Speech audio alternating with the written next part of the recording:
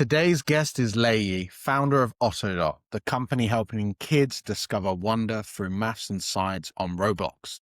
Her fuck up is one of the most common and one of the most dangerous, not reviewing financials consistently. OttoDot was growing, shipping, launching, but behind the scenes, the unit economics didn't work and nobody realized it early enough because the numbers weren't being checked monthly. The wake-up call forced a full reset, strict financial discipline, monthly master plan meetings, and a culture where projections are constantly tested against reality.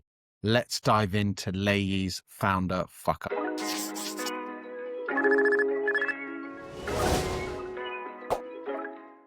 Welcome to the show, Lei Ye.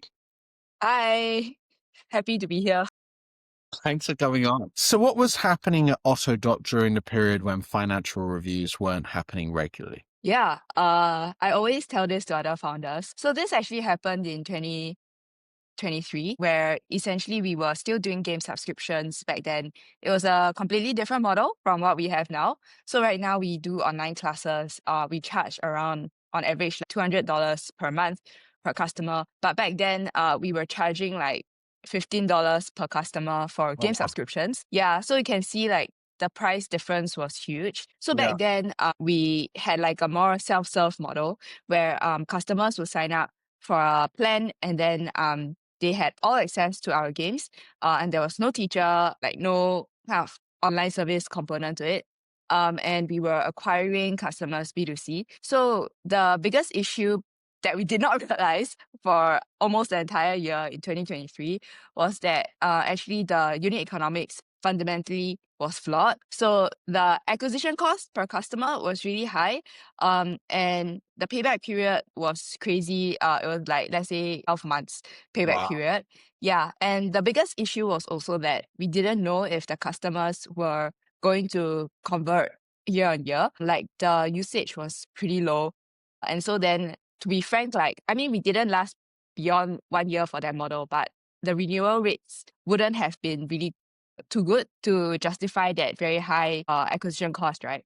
And so we didn't know about this because we didn't calculate our financials on a monthly basis. And like it was just heads down, just trying to grow the customer base on like a fundamentally poor economic model. So that continued on for close to like 9 to 10 months. Wow. And honestly, had I discovered it earlier, we could have, I feel like we could have predicted that model couldn't work like within like 3 months, right? Like 1 to 3 months. It took us 3x of that time to figure it out. So yeah, a lot of time was wasted, dollars was wasted as well. So that was a major fuck up on our end. Yeah. Hey, time out, guys. Lots of you are watching. Lots of you are learning from the founder fuck ups that we've all gone through. But please do me one little teeny favor and subscribe so that we can keep growing the channel and get more great founders on. Back to the episode. Yeah.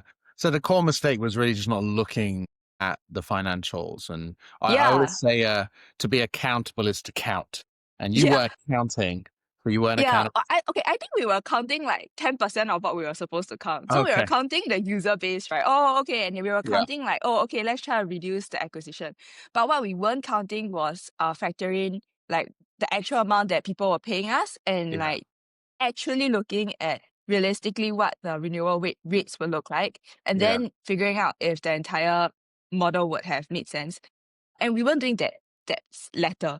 So we were only like looking at that, like what we wanted to look at, which I think was very dangerous. You were looking at the fun metrics. So what do you think caused that? Was it like speed, optimism, or just the wrong focus area? That focus was elsewhere? I think it was a bit of a denial. Like we're optimistic people also. Just sometimes I think heads down, very, very focused on growing the user base and then not caring about anything else. Yeah. So I think it was a combination of those. I think also probably a lack of experience. Yeah. This is my like first company, my co-founder's first company. I would say like, I know it took 9 months we could have avoided, but I feel like the mistake was so painful, right? That we really, really learned it like the hard way, and I would like never make that mistake ever again. So I guess the positive side of this is that I was taught a very valuable entrepreneurship life lesson. Yeah. Yeah. We learn more through our pain, through our fuck up. Yeah. It's why I started this show, so that we can learn from each other's fuck ups. Yeah. And hopefully like other founders wouldn't make this same mistake. Yeah. Yeah. Because I think like generally optimistic people that uh we're just like, oh okay, no, it's okay. If we can get the numbers up, it's gonna be Yeah. fine. Yeah. And when did you realize that it didn't work? You said it took like 9 months. And so Yeah. what did that moment feel like as a founder when you Yeah. realized?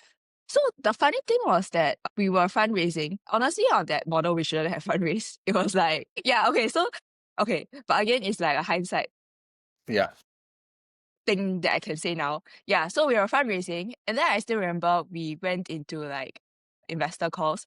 And as much as I think the fundraising process is a very brutal one, I feel like every time I fundraise, I get very, very good feedback that is difficult to hear from investors. And it was an investor that pointed it out to me. So he looked at, because when we fundraise very often during due diligence, they look at everything, right? Like from a bird's eye view. Yeah. Unit economics is also one of them. So, I mean, there are investors who don't care so much about unit economics. They care more about the founder. But I happened to chance upon a investor that was very, very solid on fundamentals. Like he cared a lot about, making sure that your economics work. And so then the funny thing was he asked to see my economics. I had a slide on it somehow. So I even created a slide, right? And then he looked at it and he was like, "Look, your model is like a model that bleeds. Like, what are you doing? Mm. Like your unit economics just doesn't work." And then he was like, "Okay, show me your retention stats." And then he looked at the retention. He was like, "Yeah, like the renewal rate doesn't justify the economics behind this business." And then I just stared at it, and then I looked at him, and then I was like, "Oh my god, I think he's right." So Ouch. that was quite funny. And then after that, I went back and then I reflected, and I feel like he was right. Yeah, like so I did the calculations, and then I realized like, okay, there's something fundamentally wrong with this model. And then that was when my co-founder and I realized that we gotta do something about it, because if not, we would just have bled the bank down Yeah. to zero. Yeah. It eventually ran out. And so this is when you started to pivot, because you started to understand the consequence was we're Okay. not sustainable. Yeah. And so, what did we do then? Once you started to understand that operationally, emotionally as well, to deal with like this fuck up, and strategically, what did you start to think to do? Okay, so it was quite scary because it's like, okay, the economics doesn't work. Like, how do we change things around? So I feel like we took a pretty numbers driven approach. Okay, so we were like, okay, if this is how the economics look, firstly, we need to figure out a way to either lower the acquisition cost or increase the amount of money that the customers paid us. Right? It's really just these two levers. Yeah. Or of course increase retention. We ran the numbers, and the number that made sense was to increase the ARPU. If we could Yeah. increase the ARPU, it would have changed a lot of things. And actually during that time, behind our heads, we always felt like classes could earn us way more dollars. That was one. I think also during that time, I realized that I was operating as a charity. So I think with education founders, it's like, oh, you want to make education accessible. You want to make it like, oh, you feel bad to charge a lot of dollars because you feel like education should be something that everybody has access to, right? But Yeah. then, so then I think for us, we felt bad to always charge more. Yeah, like, oh, like somehow in our head, the upper limit was always like, I think beyond $30 per month. Yeah. So I think that was also another limiting All factor kids that was deserve holding us back. wonder. Sorry? All kids deserve the wonder, right? Yeah, exactly. And then I think so I like the moment I realized that we were running out of money if we continue to do this, I was like, okay, you know what? Charity can be for later when I earn enough money. But if we die off, nobody's gonna get this wonder that we are building, right? So I cannot feel bad for earning more. So then it was like, okay, that charity mindset was out the window. And I was just like, how can we make money? So we therefore explored the model of charging customers like a crazy amount. So initially we didn't change the product. We just charged like $100 for the game subscription. Okay. And then we tested it out. Yeah. And it didn't work because the parents were like, this is crazy. like It's a lot of money. for it's a lot of money for like a game subscription. So that didn't work. And then we had that kind of intuition that classes would work. And so then just nice we had an event with the government, like a physical booth, where there would be a high traffic from, the parents. So it was like a family event. It was like a free booth that the government sponsored. So then we took that chance to test out the idea by offering the classes. So we completely said we didn't offer game subscription. We changed our website to only offer like the classes. We didn't have classes at the time. So we pretended that we had classes, and then we just started promoting that at the booth. And then people were like, oh, okay, cool. Sign me up. Like, how do I join a trial class? And then we were like, oh, okay, they are signing up. And so we started getting people to sign up for the trial class, and we iterated on the pricings also. So we printed out like brochures with like, oh, okay, if you get this plan, it's $240. You get classes. If you get for like a longer plan, then it's like cheaper. So we basically charged on average $200 to $250 per Mhm, month on mhm. that model. And we could observe how they responded live to our offering.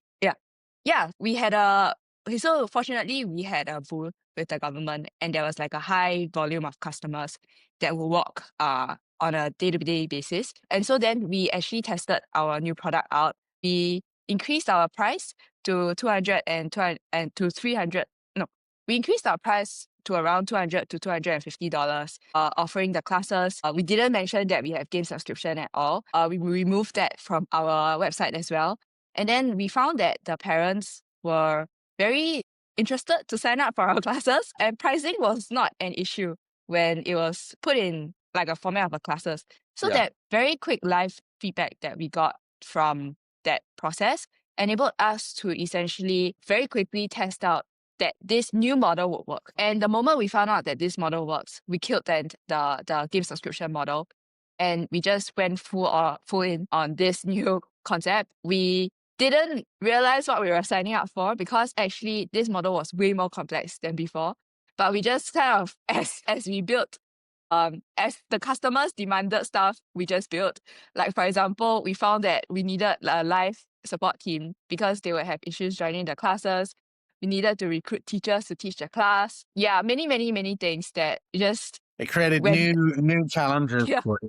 How long was the time frame from when you sat down with the investor and he was like, "Hey, you this is ridiculous," yeah, to you did kind of that lean startup model where you did some yeah. measuring, got immediate customer feedback, and then made that full pivot? How much time went by? Yeah. Okay, so I think, so with the investor, it was probably around September. And Yeah. then we tested it out late September. We started testing out the model in late September. And then that event happened in November. And then Okay. we killed the entire product, the game subscription product, At that in point. December. Yeah. Wow. So it was like a 2-month period Yeah. that I mean, you have to move fast, especially when you're, like you said, we not were a actually running charity out of without money. funding, a charity that's not fundraising for a charity. Yes. Yeah. It was quite epic. Obviously, you also had to overhaul the way you kind of manage finances within the business. You Yeah. mentioned we had to do that.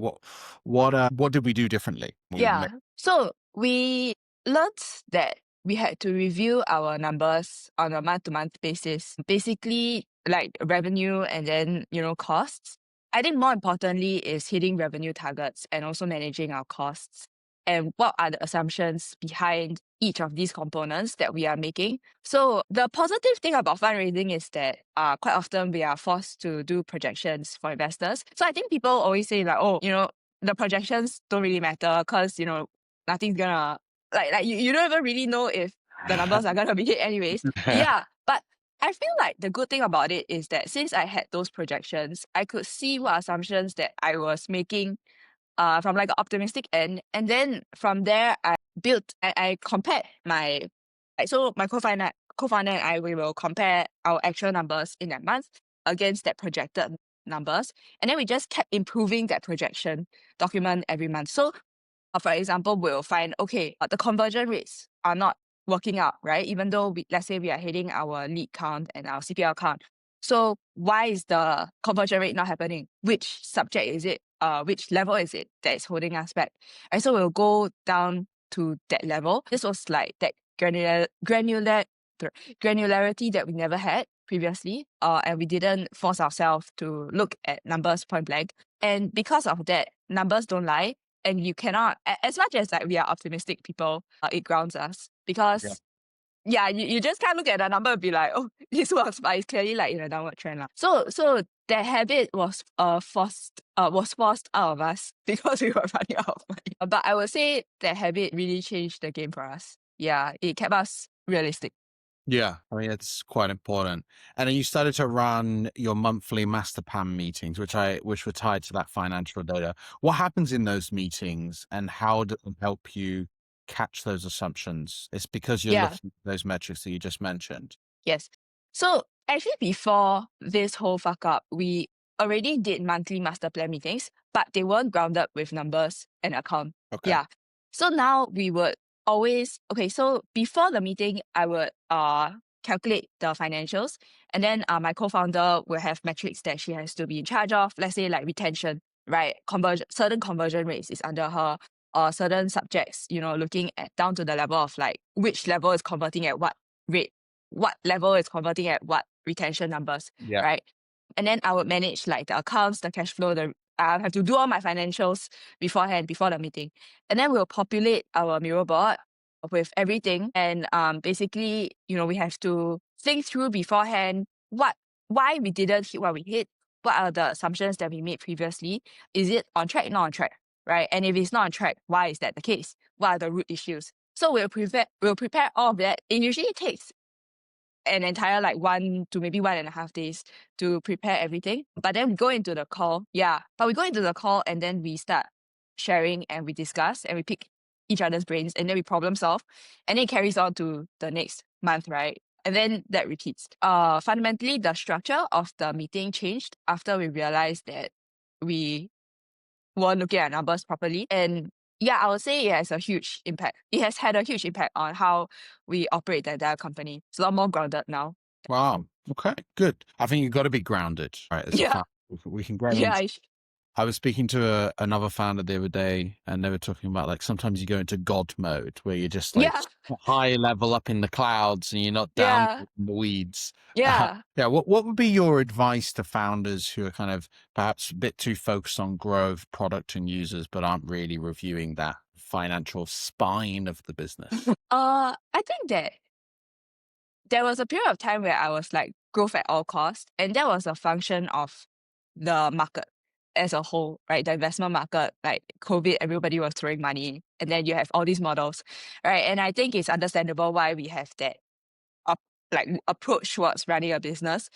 I think it's important to fundamentally decide on what model you want to go for. I think maybe that model, okay, I don't know about like in Southeast Asia, but perhaps in the US, right, that model still works, like, with the whole AI thing. But for me, my perception is that in Southeast Asia, it's important now to build a model that has clear has good economics. Yeah. Right. So that we're not completely dependent on funding, which is so stressful. And you have choice that you can make choices. So for me, if that's the model that you want to go, then I would really say to really look at your assumptions and ground the assumptions with numbers. Like really that's the advice. Because numbers don't lie. Yeah. Yeah. The moment you see your numbers like as it is, without the rose tinted glasses, I think it's very obvious lah, when something is working and not working. Pay attention to those numbers. Yeah, and I think learning to be realistic and not lie to yourself is also very important. Yeah, don't lie to yourself. Yeah, don't lie to yourself. God mode. Okay, I think like optimism is good, but towards the point of denial, I think that's where it's dangerous. Yeah, like you Yeah. said at the beginning, it wasn't speed, optimism, or focus elsewhere. It was more just denial that the number that we Yeah. outgrow the problem. Yeah. Yeah. The denial. Yeah. We'll outgrow the problem. Exactly. Yeah. Cool. And so, how does someone get their kids onto OttoDot? How do they get in touch with you or the business? Yeah. You can check out our website, www.ottodot.com. So there will be more information that you can learn more about our math and science classes, And if you are keen, you can drop us a note on WhatsApp. So our number is on the website. And yeah, happy to connect on LinkedIn also to share more with anyone who's interested. And just to add, it's for 7 to 12-year-olds. Yes, primary school, 7 to 12-year-olds. We have students not just from Singapore, we have students from Australia, Hong Kong joining as well. Anyone with kids, who just love playing games, and you want your kids to love learning, OttoDot is the place to go. Awesome. Thank you very much for coming on the show, Lei Ye. Thank you, Ben. Bye.